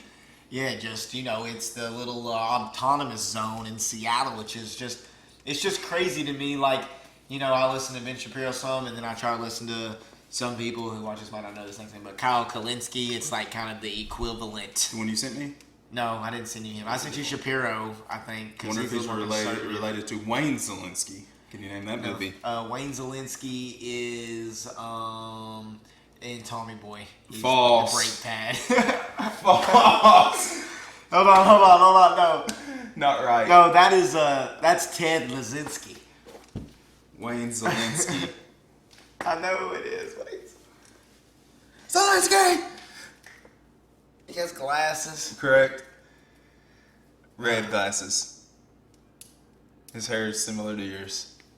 He's also a scientist. It is, honey, I shrunk the kids. Trust the crazy story. That believe it in your heart to be true, and just say it because you knew it. Yeah, but what am I thinking of? And tell me, what is the guy who does the brake pads? I can't remember their names. I'll think about it in a minute. You know, he's the conehead. What? He's the conehead. The autistic. We've talked about him. Ghostbusters. Dan Aykroyd. Yeah. Yeah. That man is autistic. Is he? Yes. He's impressive. Yes. He wrote a lot of the stuff he's been in. He's a writer, director, very smart guy. Autistic. He's on the autistic. What's it called? What do they call that? The line, the autism spectrum. He's on the spectrum 100%. But probably a genius. But yeah, we're talking about death. If we're gonna talk about death, Let's go ahead and do Kobe. Get it out of the way. I know you're compiling your list over there to see where to go next, but I'm going to. I usually just open up, but I'm gonna scroll for a minute. So if you got something over there you're gonna touch on, I'll read this once we're there. All right, so I listened to all of Joe Rogan, so I'm just giving updates on that anyways. But Jimmy O Yang, I didn't know who that was, but he's the Asian guy in Space Force. I've been trying to plow through Space Force. But speaking of Space Force, I saw that there's actually a Steve Carell movie coming out called Irresistible that actually looks kind of funny. It's more like The Office, but a movie-looking thing. I've been watching... With Will Ferrell? I don't know if Will Ferrell's... If it's Did Irresistible. you say it's Steve Carell? Steve Carell. Oh, okay. No. Me and you watched the trailer for that movie with Will Ferrell coming out. Oh, I don't know if you wrote that down or not. I Probably didn't. not. I've been watching 90 Day Fiance with Emily, which is very interesting. Are you watching the no neck guy? There's like a guy on there that's got no neck. Like, I don't know. She started all the way back to the first season, so I don't think I've seen them yet. So there's a lot of memes going around about this one guy on there right now, and he's got like no neck. He sort of looks like Danny DeVito, but like, I don't know. Anyways, it's an interesting show. So explain the premise, because I've only watched the clips I've seen on the internet. What is the actual premise of 90 Day Fiance? All right, so these people have met either online or when they were traveling to another country. Most of them, I believe, are like online situations, and you can get... So like some of the stories Go DJ told us. I won't say his full name, but you know who I'm talking about at the lake. Some of those girls. Yes, I guess something like that. Yeah. So what happens is they get a 90-day visa if they prove like they're engaged or whatever, and they come over, and then it goes through their 90-day journey to get married, because if they don't, they get deported back, and then once they're married, and then the one that I saw at the end, it comes back a year later, and it like goes through like their struggles. And this one Colombian girl in the first season, you can just tell she took her ticket to America. Yeah. Some of the other ones were really trying. It's like hard on them because I guess they leave their families and all that, but they only have 90 days to see if it's going to work or not. And it's like, you can just tell. I mean, I guess you can't tell. I mean, I guess that's being a little judgmental, but it's like internet couple. But it's very interesting. They're like from Russia, and a lot of times the girls or the people from the other country can speak English and the other language, but the dude or whatever cannot speak the other language. Gotcha. So it is just strange, just their emotions, and like they talk like emotional words, but their mannerisms are different. They're emotionless. So I'm sitting there like, does she really like this guy? Does she not like this guy? Why is that so interesting? Why are those type shows so interesting? The same reason that we take monkeys and study them behaviorally, because just curiosity. I want to bring this up too, and then we're not getting into like, I really don't want to get into the racing thing, but there was a great quote, like, being the scientist that I am, that nature versus nurture comes up. And I listened to Armchair Expert with Dax Shepard, and I messed up who he works at with. He actually works it with a girl. Her name is... It's not his wife? No, her name is Padman. She's like Indian, and her story is she saw herself as white. Like, she knows she's Indian, but she tried to act as white in quotation marks as she could. And she like sometimes goes into detail of like that story, and it's pretty interesting. Just listen to her say it. And she's like, "No, I'm not Indian. I'm white." Like, it's like yeah. I don't know. It's very interesting. But they got like Alanis Morissette on there, who was a twin, in case anybody didn't know, which is pretty cool. But he had this guy on there, and he described nature versus nurture in some subcategories that I thought was very incredible. And I've been trying to think of, I've been trying to do more thought-provoking posts on Facebook instead of just reposting nonsense and like opinion things, but other things.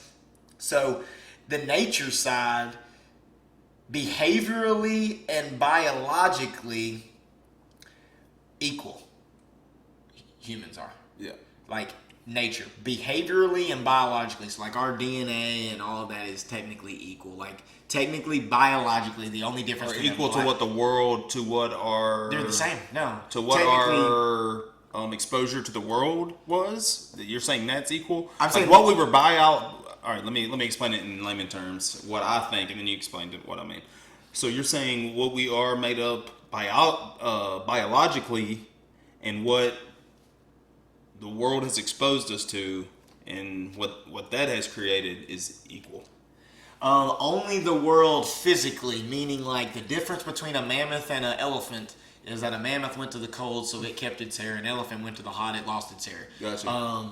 technically the only difference in my DNA and let's just say my son's DNA, because he has some black DNA, is just skin tone. I'm talking that physically not affected at all by anything except nature. Yeah. Only weather, location. They live close to the equator, so they need a darker Correct. skin. So, and that's behaviorally. Gotcha. So instead of nature just being that big broad, he said biologically and behaviorally equal. I actually don't think it's equal because my skin, I don't burn as bad as my wife, so I think I'm actually biologically better than her in that aspect. I might be biologically better than her if I'm taller and I'm a giraffe and I need to get a tall. She's a lot better looking. She's a lot better looking. You're right. But basically nothing makes biologically humans and everything is very equal. So the nature part of nature versus nurture is actually behaviorally and biologically. And this goes back to what you were saying, like why do we like watching those shows? Same reason we take those animals and we do things to them and we watch them. We like watching behaviors. How do people act to things like this? But your technical behavior, how do you react to the environment? We breathe in oxygen, we create energy. We all do that equally. We do it the same way through our lungs. Fish, they all do it equally. They do it through their gills. Does that make sense what I'm saying? It does. I feel like you've created a great segue. I want you to finish. I think you're not done talking about what you're talking about. I want you to finish, but it's going to be a great segue into the page I'm on here. So that's awesome. Yeah. So behaviorally, how we interact with the environment is also equal. Yeah. It's all the same. Where the difference occurs is in the nurture part, which is what some people don't understand. Is like the nature part, we're all is 100% equal. The nurture part, but he broke it down that I loved, and it said that we are different ethnically and culturally. So let's just look at Africa. Africa, they all even look biologically very, very similar as far as the way they biologically look and the way they biologically behave. But there's even multiple cultures over there and ethnics over there. Mm-hmm. So the ethnicity and the culturally is where all our differences come. And that is what you were saying is what we observe and what we're in is that ethnic and culture part. We can't help the biological part or the behavioral part. We interact with the world like this. So I just thought it was interesting how he broke it down like that instead of just those so two do you think? broad. So do you think? I know you think this. Actually, I'm gonna present it to you how I sort of think. But like in your situation, you teach in the inner city. You have kids. Oh, this is great. You can talk about it. You posted this week. There was a guy that went to Tyler's school, inner city, probably rough upbringing. Graduated, or did he get the internship through college? I didn't get to see what year he graduated. So before you tell the story, what I want to explain is like taking the elephant. I don't know if it came across when we were all one and they got separated from each other, like on Land Before Time, or what happened. I don't know, but.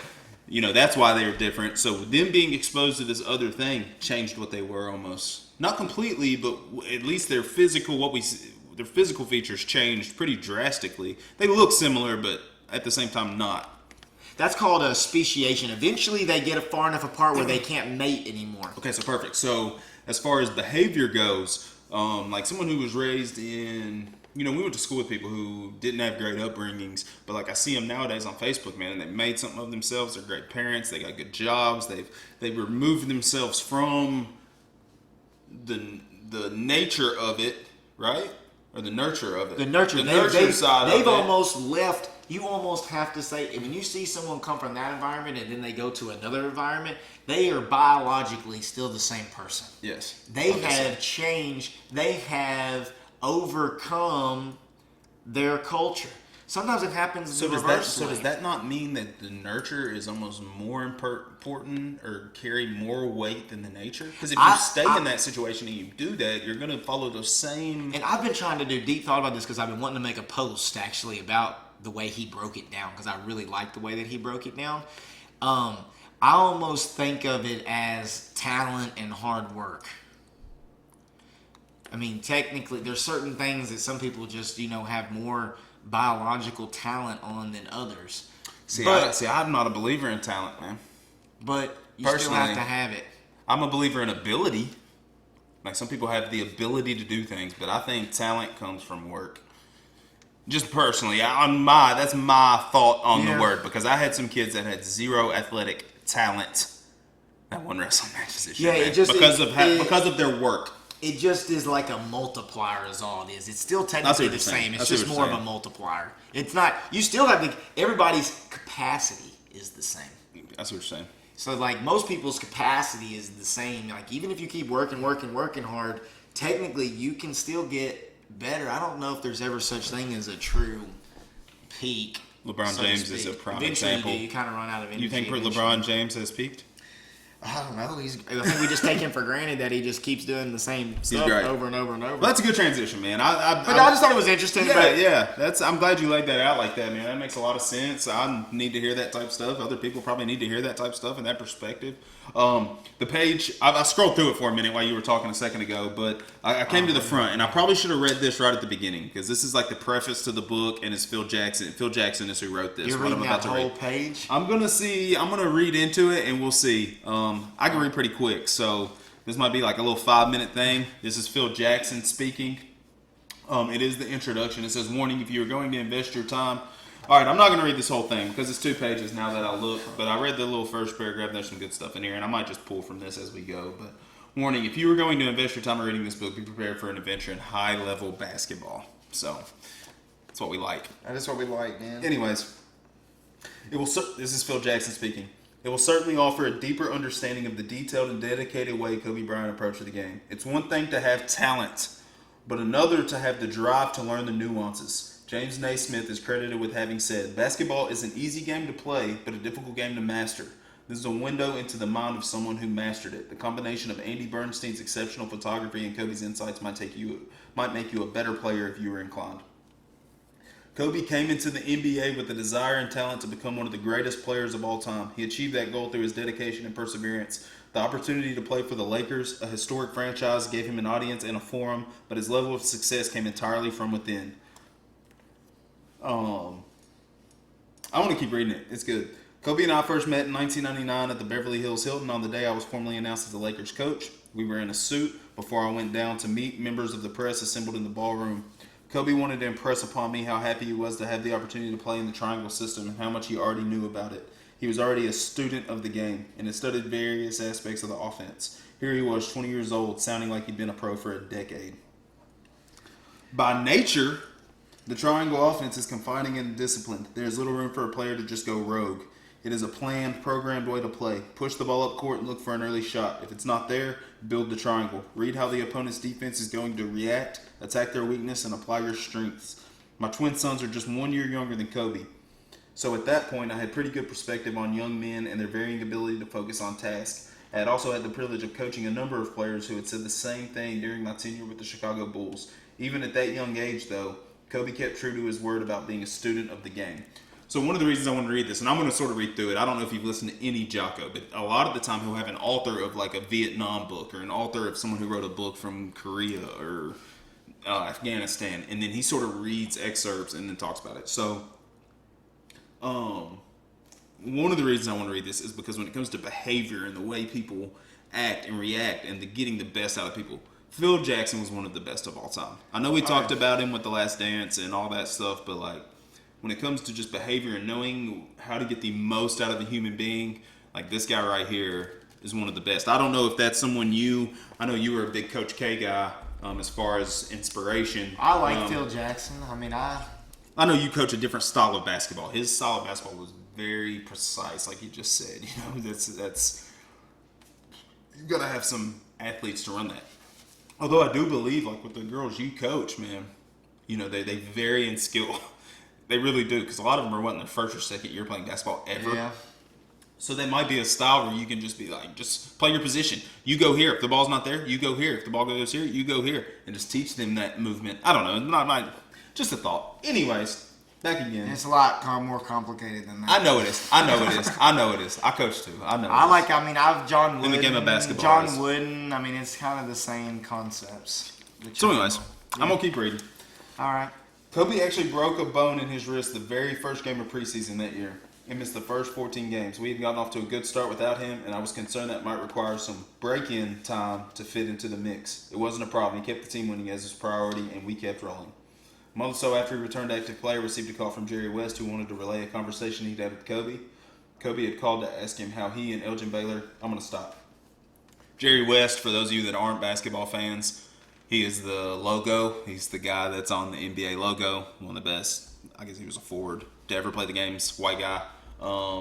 He was also one of the best GMs of all time. He built the Warriors, and now he is in. And some people forget that he was at the Grizzlies when they were good. He built the Grizzlies. He had the Gasol brothers at one point made the trade that sent Powell to LA, but he's at the Clippers now. He's the Clippers GM, and you can see who they've added to their team. We ain't got to see the end of the season, but that's coming also. Hopefully. But if you know who Jerry West is, man, one of the greatest minds in basketball. Kobe had called to ask him how he and Elgin Baylor had both been able to score 30-plus points a game while sharing the ball on the same team back in the 1960s. After Jerry probed a bit, Kobe admitted he was worried he wasn't going to score enough points to become one of the greatest players in the NBA.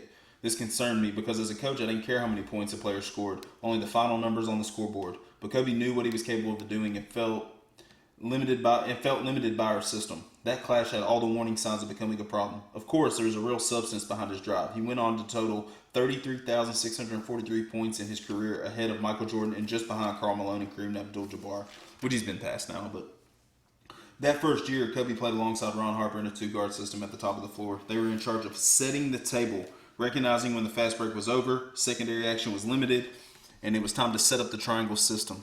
Naturally, there was always a temptation to push the envelope, and sometimes Kobe would go rogue. He'd break from the plan to create an opportunity for himself, and it would jam up our offensive flow.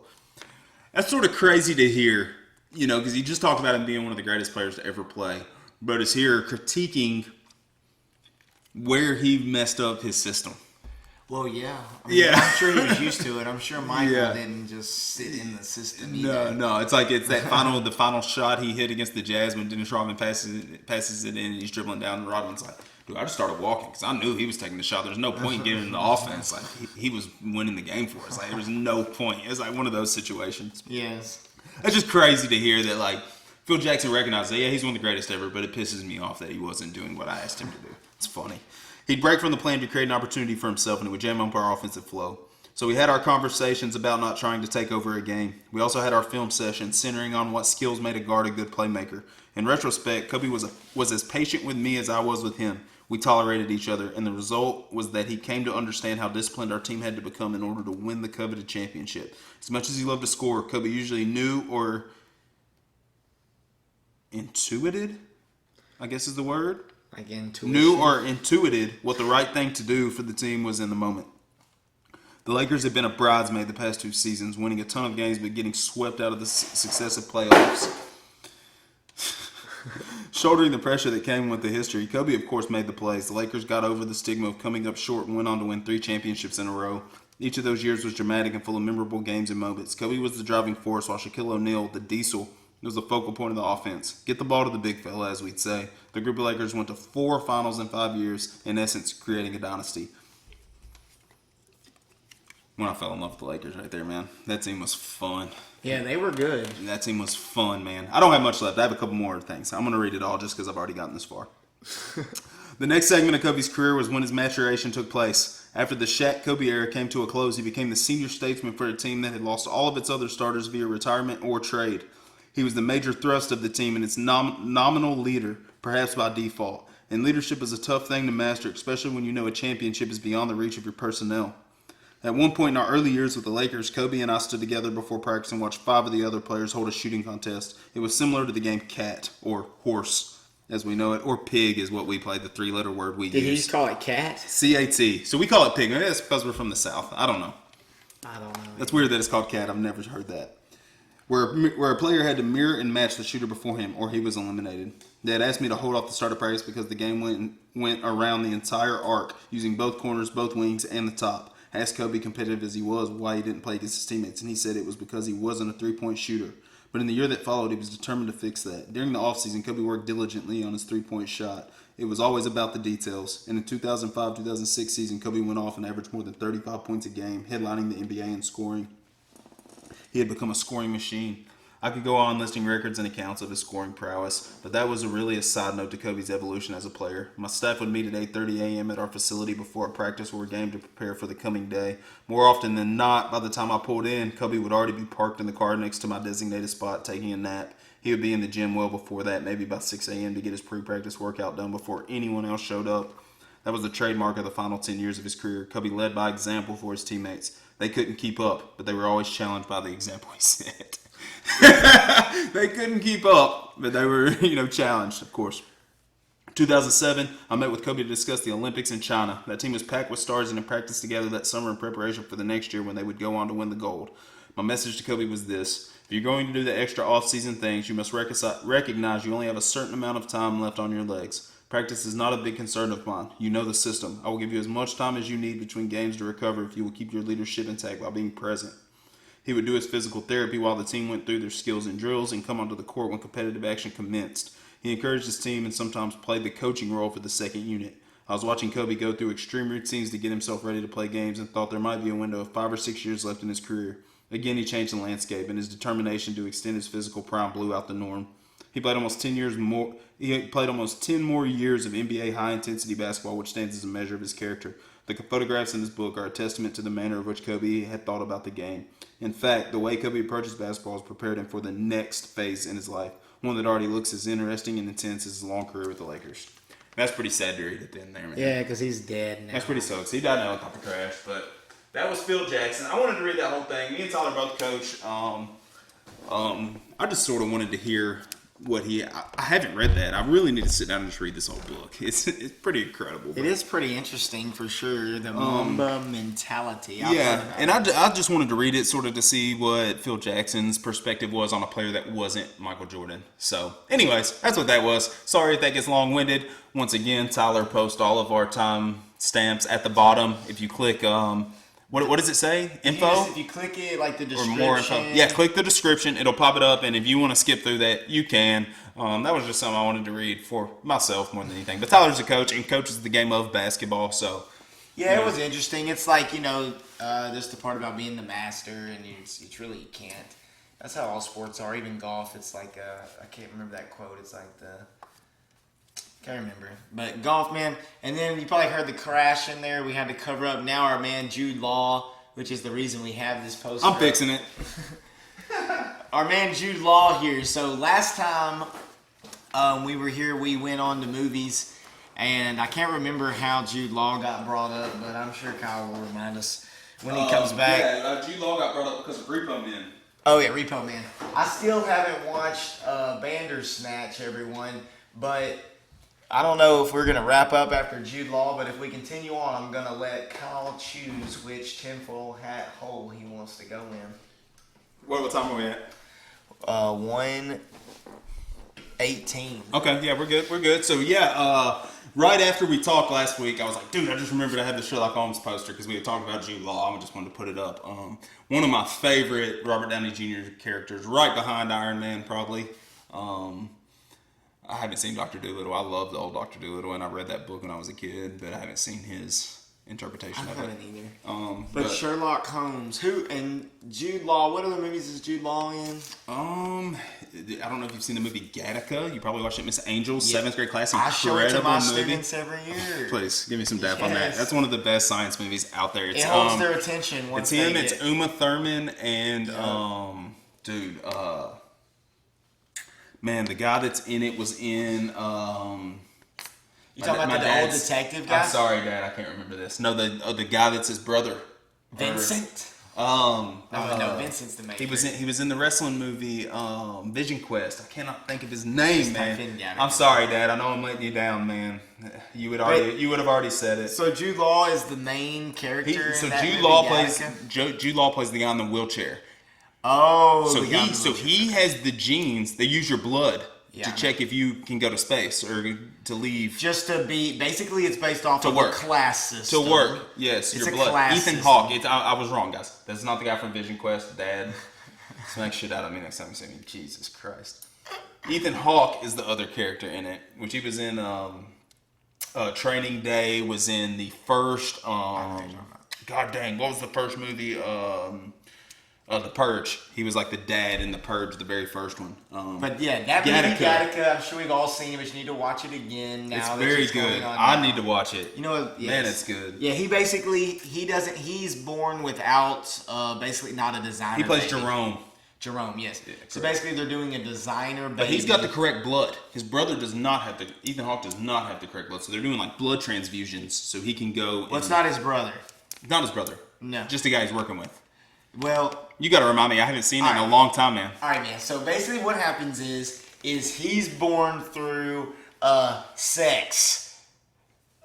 His brother is then born. So when he's born, they like take his blood and like, oh, he has a heart problem, and his dad is real quick like, no, don't name him after me. We're gonna name him this name instead, Vincent. Yeah. And instead of Anton Jr. So then later on, they basically designer babies is going on. So basically you could take your genetics and they could find the best genes you have to offer.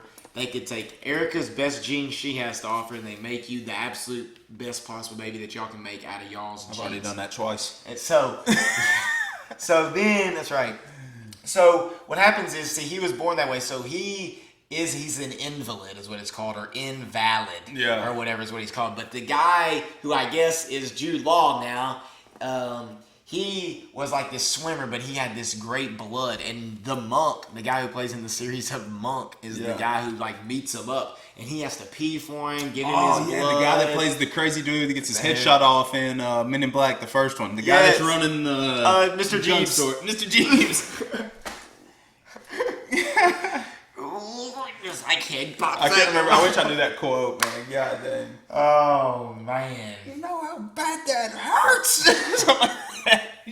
I like that guy. He's funny. That's him. Yes. But most recent, he was in Captain Marvel. Jude Law was. He played the young Pope on the HBO series. Didn't watch it. Doug said it was good. He was in that movie Side Effects that came out, which was like they put out a vaccine and it had all these bad. I never watched it. It had him, Channing Tatum. It came out in 2013. You can see the poster there, you'll remember it. There's like some probably similar to what's happened. What other movies? He was in both Sherlock Holmes. He was in the movie Hugo, which was Martin Scorsese's like childhood. It was like a children's adventure film. Repo Man, like I've already said, which was actually after Sherlock Holmes. I didn't realize that. I want to watch that movie. Repo Man, you need to. Road to Perdition with Tom Hanks. I don't know if you've ever seen that, but Tom Hanks is like a hitman for the mob. You need to watch it if you haven't seen it. I just watched it recently for the first Hey, time. now you know a Jude Law to Tom Hanks to Kevin Bacon. I do. Bang. I do. I can't believe I didn't remember that. But Tom Hanks plays like this top hitman for the mob. You need to watch it. Well, something happens. I don't want to spoil the movie completely, but his family gets killed and he goes on a tear. It's like, well, his family, his youngest son and wife get killed and his oldest son lives, but his oldest son starts working with him. It's really good. Road to Perdition. I think I have heard of that movie. And and Jude Law plays this like gimp photographer, and he like murders people and then like takes a picture and then leaves a picture of the scene. Like he has the camera, so it's like old school camera, so he's got to like do it perfectly to have it set up to take the picture at the right time. What about that movie Nightcrawler? That's another creepy movie with. That's got Jake Gyllenhaal. Yeah, Jake Gyllenhaal. But have you ever seen that? Yeah, movie where he's producing. He starts crimes. out just chasing the crimes, and he starts like killing people. And That showed his true acting prowess. But he was in AI Artificial Intelligence with Haley Joel Osment, my most favoriteest actor ever, for Mike Travis. Enemy at the Gates, Talented Mr. Ripley. He's been in a lot of stuff, man. He's in Gattaca, like we said. Artificial Intelligence is an interesting movie. Haley Joel Osment was a weird little kid. And that. Yeah, but anyways, Jude Law's good, man. We used him last time, so I had to put this poster off. It's also got Rachel McAdams here. Another shout out to my guy Mike Travis, The Notebook. That guy cries every time. Sorry to throw you out there like that. Mark Strong plays the bad guy. I can't think off the top of my head what else that guy's in, but those Sherlock Holmes movies are really good too. The remakes. The show with Benedict Cumberbatch is supposedly really good. My dad said. I haven't watched it, but actually, you know what I want to talk about? I want to talk about something else that it was crazy to me. We'll talk about this. We both listened to Bill Burr. Yeah. And he was which character in The Mandalorian? He was in it was the second to last episode, I think, where they're on the spaceship and there's like those bounty hunters on there after him. He's like the bald guy. He's the bald guy that's like the comedic. Yeah, humor on there. so have you been watching like the behind the scenes of The Mandalorian? I've watched the first 2 episodes of the like little round table discussions they have. So the first episode like had I think we've talked about it maybe a little bit, but it had 6 different directors, including Jon Favreau. I wish I could name them off the top of my head. The one I do know is Ron Howard's daughter. She's got a 3-name name also that I just went blank on. But she did the one where he meets Gina Carano, the old MMA fighter, and they're on that planet where it's like a water planet, but the woods are right off there, and then they get in the fight with the big AT-AT. Oh, I never They're the talked Walker. about that episode. Right That was a strange episode, anyways. In I thought they were building like a future love story. It sort of humanized him. That episode was there to humanize him, I believe. Because it would kind of made him relate to those were like his people, his original people. Yeah. Sort of. But then when they went back and showed his flashback story, though, he actually lived like in the city. Something Dallas Howard is her name. Bryce Dallas Howard is her name. God dang, it took me a minute. Bryce Dallas Howard is Ron Howard's daughter. If you don't know Ron Howard, he did Apollo 13. He did Solo. He played Opie on Happy Days. He played Andy Griffith's son, or Andy Taylor's son on. I said Opie. No, I've got this wrong. Opie was his Andy Griffith character, and in Happy Days he was He was on Happy Days? Which guy was? Ron Howard. He was like the main character on Happy Days, the blonde-haired guy on Happy Days. Richie Cunningham? Richie Cunningham. Thank you, God. Richie Cunningham. Yes, Oh, that is no, Ron I Howard. pulled that one out of my That is ass. the same kid as Opie Taylor from the Andy Griffith Show, the little red-haired boy, and is also the director that did Apollo 13 and some great movies. I should have. Richie Cunningham is Ron Howard? Yes, same guy. And his daughter is Bryce Dallas Howard, who was Lady in the Water. The red-haired girl was Lady in the Water. Is the female red-haired on Jurassic World. That is his daughter, but now she's directing and doing that type of stuff too also, so it's freaking awesome. In Jurassic World, the red-headed girl, that's Ron Howard, that's Richie Cunningham's daughter. Correct. In real life. Bryce Dallas Howard is her name. When you blow my mind sometimes. Yeah, it took me a minute to remember her name, man, and now all the connections are getting there, so yeah. Okay, we're at hour 27. Do you want to talk about one more topic? Let's go into one rabbit hole here. Let's do it. All right, Why man. not? All right, I'm going to let you choose. So I listened to a thing about what's called the Pegasus Museum, which relates to Pizzagate. Don't want to talk about that, so I hope the other option isn't about child sex trafficking. We still would never talk about Epstein when we watched that. I know we haven't, and we got to get Mike here soon. I wish we would have called him today and see if he was working. I know he's working his big boy job. The other one is more sciencey and pretty cool. I listened to this lady. That's the one I want to do. I don't even care what it's about. Let's go into it.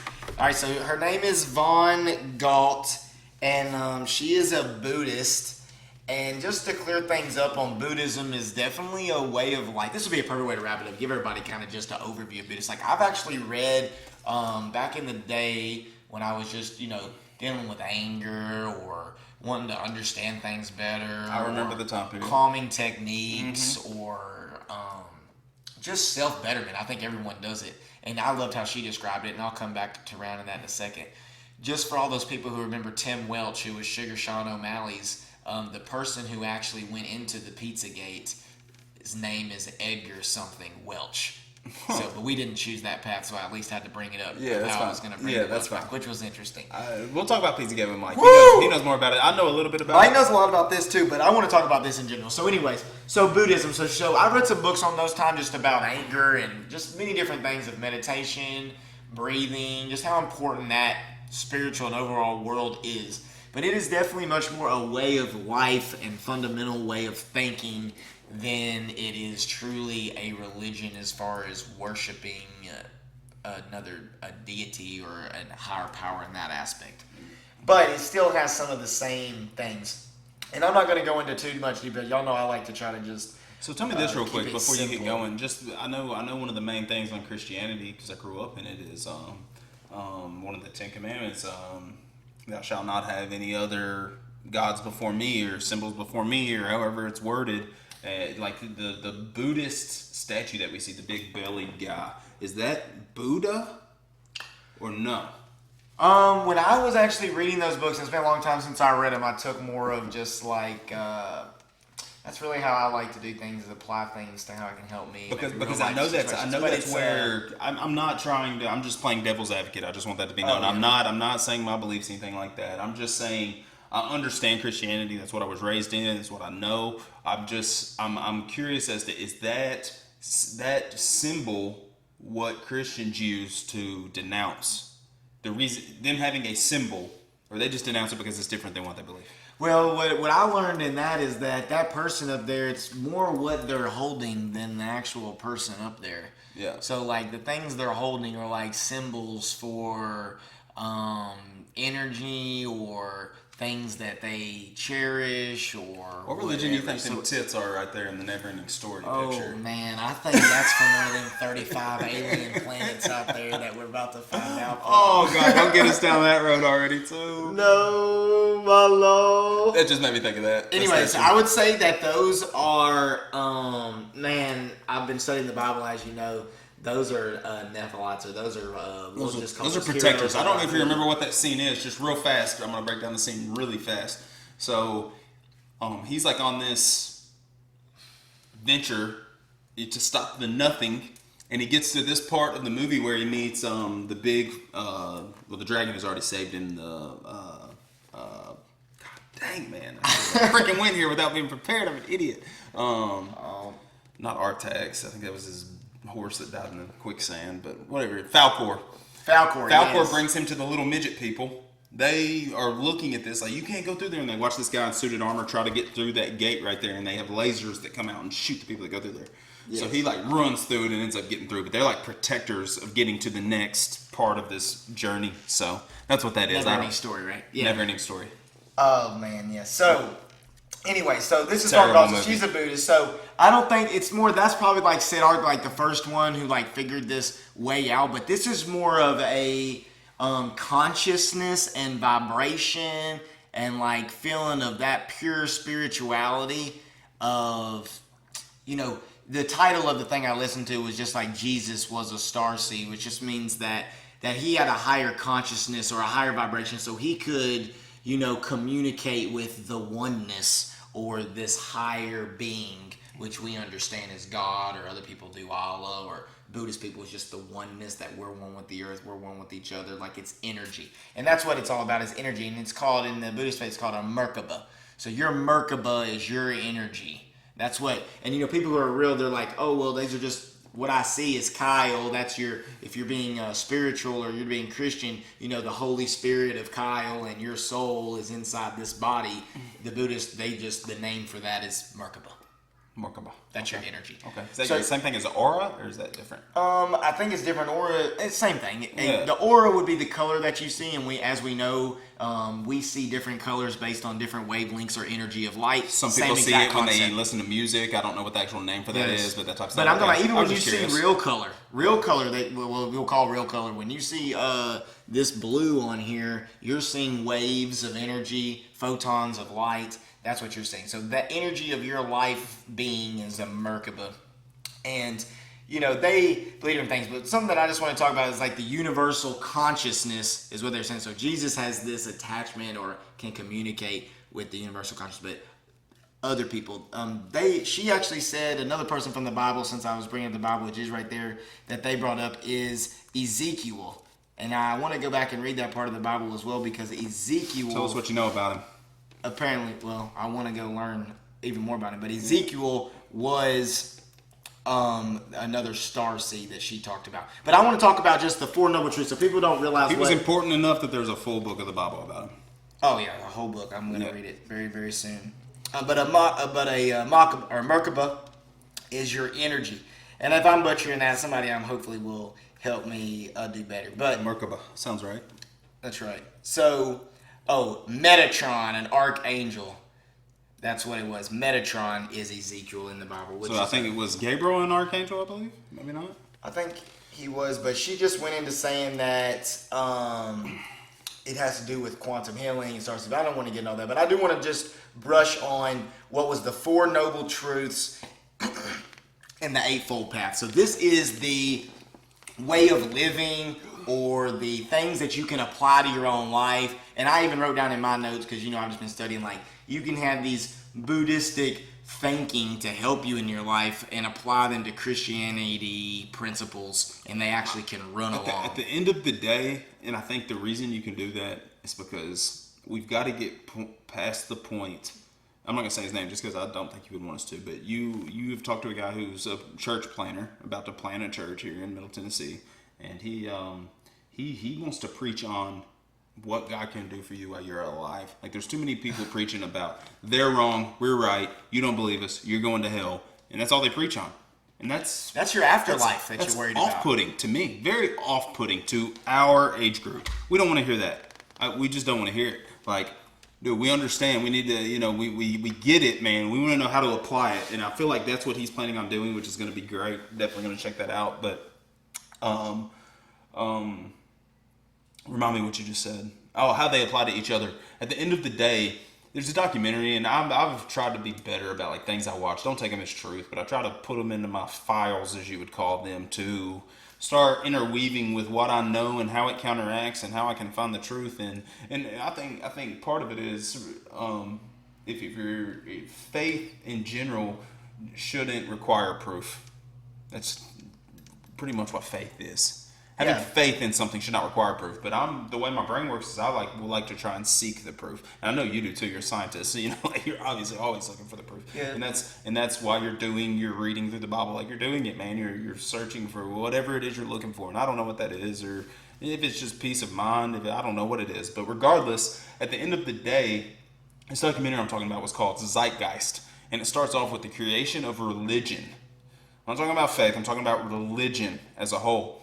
And at the beginning, I believe it was all the same story. I believe it was all one. I truly do believe that. And you may believe that there's some things that are very, very just similar. There's a lot of similarities that tie through all of these religions. And at the end of the day, it comes back to nature versus nurture, like we talked about. These people were raised to believe in Hinduism or Buddhism or whatever. Why are we as Christians to call them out as being wrong? They may just be being taught the same thing that we're being taught, in a way that we just don't understand. Yeah. Anyways. I agree. And that's basically what she started out saying too, is just like all religions have Buddhist symbolisms. Because what I'm starting to realize when she was talking, and I said it could go along with Christianity, is like it's just like in basketball, there are fundamentals. Christianity is also a fundamental. It doesn't have to be explained because it can be applied.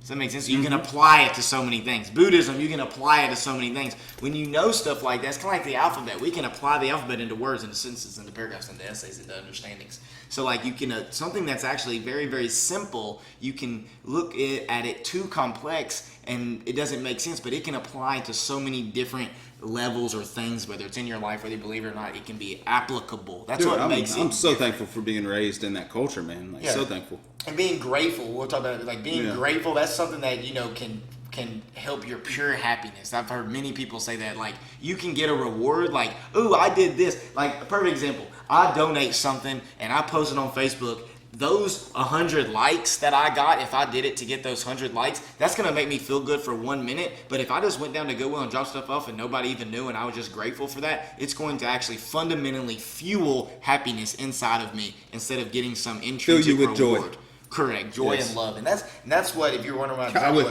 that's how I want to live. That's how I want to just live my life. That's why I'm doing this journey. If I can know that certain trials or details, one of my posts I made about just know it. Just build the boat. Don't worry about how the animals get in there, how many animals, where the poop is, what all it is. Just build the damn boat. Do what I asked. Yeah, that's it. So there's certain things that I know that I just need to do this and not worry about the stuff in between, because the stuff in between is negativity and that ages you and that makes you worrisome. So anyway, so I think that it can go back and forth. So the Four Noble Truths, and I've achieved a meditative state, like a true meditative state, one time, and it was scary. There's all these things you think about that burden you, that you don't consciously think about, but as you stop thinking about whatever you're thinking about, there's always something else, and those thoughts are there all the time, and I want them to be gone, frankly. So Four Noble Truths apply to your own life. They are: life is suffering, which means you're going to have problems. And like we've said before, these people who were born in the 90s and 2000s, I mean, they haven't gone through much suffering, just being honest. So it's certain things. Attachment causes suffering. So obviously if you love something or something is attached to you, it's going to maybe upset you. Insights reduce suffering, which means understanding helps you reduce suffering. So a lot of times when you communicate to someone and you get an understanding of why it's that way, or you understand why it didn't happen this way, you're not as upset. You understand your suffering. Number 4 is living the Eightfold Path ends suffering. So So anyway, so I'm going to go through the eightfold path just for everyone. So 1, correct thought. So just think about what you're having, good thoughts, positive thoughts. Correct speech, saying the correct things, which just means positive. Correct action, having positive action. Correct livelihood, living the correct way. What are those things? So you would dive into each of those paths. This is just the overall. 5, correct understanding, trying to understand in a positive way. Correct efforts, correct concentration, and correct mindfulness. So those are the eightfold path. So each of those, there's probably like a whole book on, or more examples. So like, how do I have correct thought? How do I have correct understanding? How do I have correct speech? So those are the things that you're like trying to look for, or as you're going through the eightfold path. So I was just going through the eightfold path with them. And then, So that was just, there is suffering, attachment causes suffering. Understanding these things helps you start to respond to them in the correct way.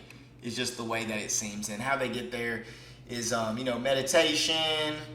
And all meditation is you just stop thinking about stuff. So like I've been doing yoga with my wife. Trust me, when I'm burning, all I think about is the burning in my legs. It takes away a lot of those other worries or whatever that That's why tattoos are scary, man. That's why people cover themselves in tattoos. Because when you're just sitting there getting a tattoo and that pain is just pounding in your skin, it's hard to think about anything else. When you get done, you feel so relaxed. It's the weirdest thing ever. Then when I got the Star Wars tattoo, it took about 4 hours.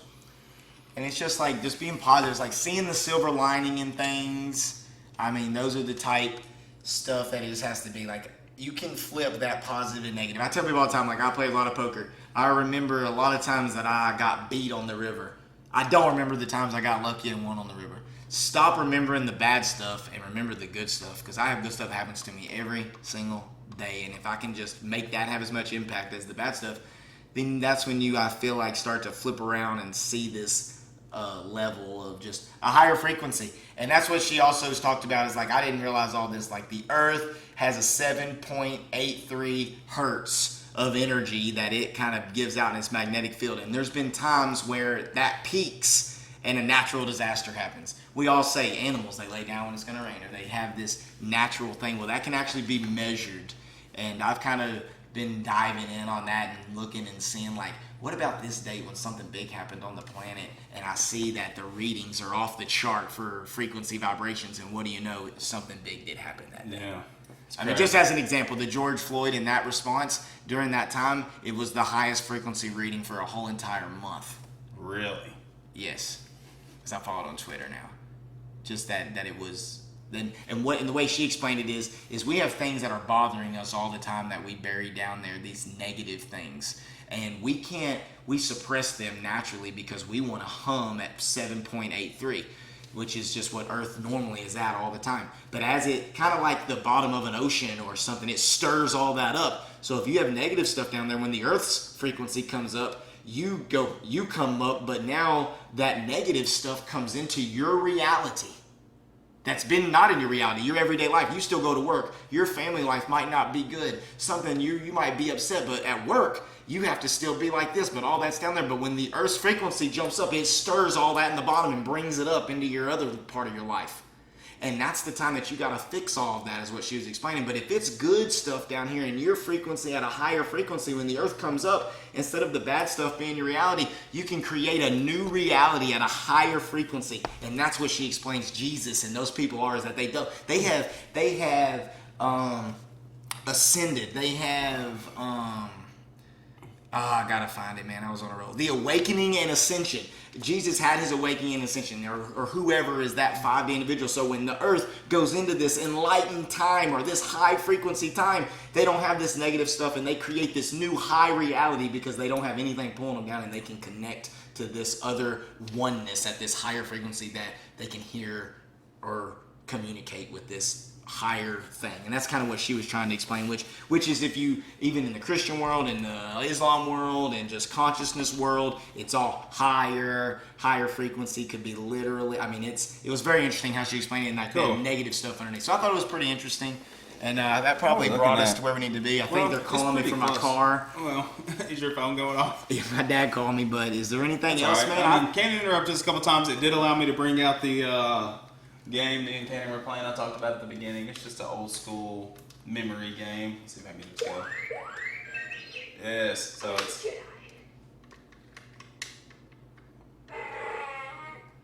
And he has to pick out which character? So you're trying to find the same, it says this, and then you're trying to find the matching button on top. But that was cool. The one shot I wanted to give, like I've had these up the past 3, these pictures here. These are by a guy named Jim Ferguson. I believe his name on Instagram is Jim Beanus, JIMBEANUS.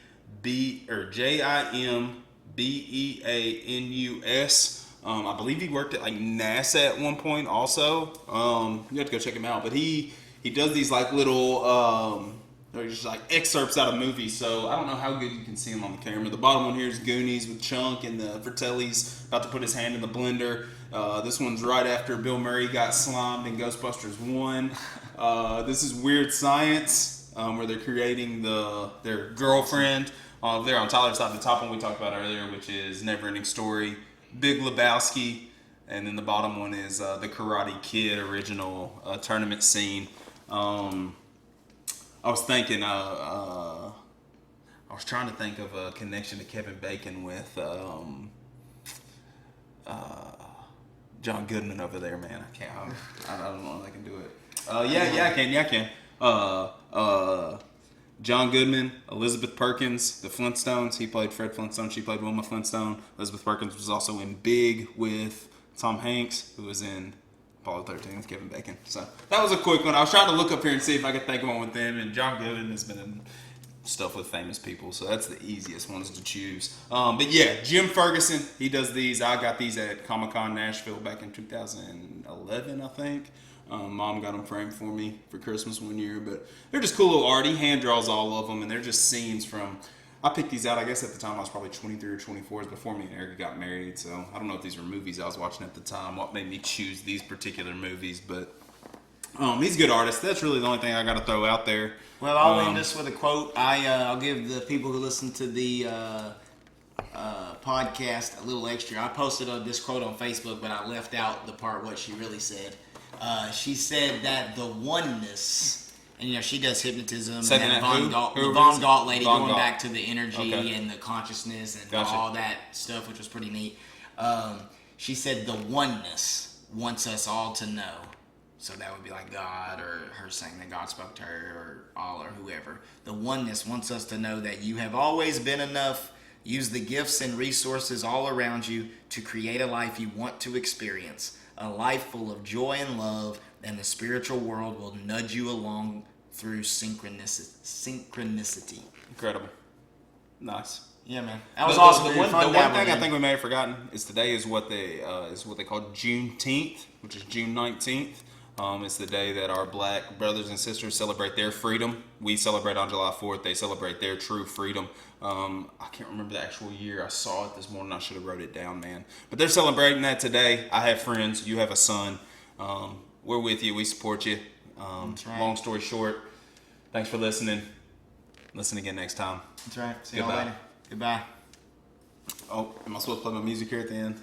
I guess. I don't know. Sorry, guys.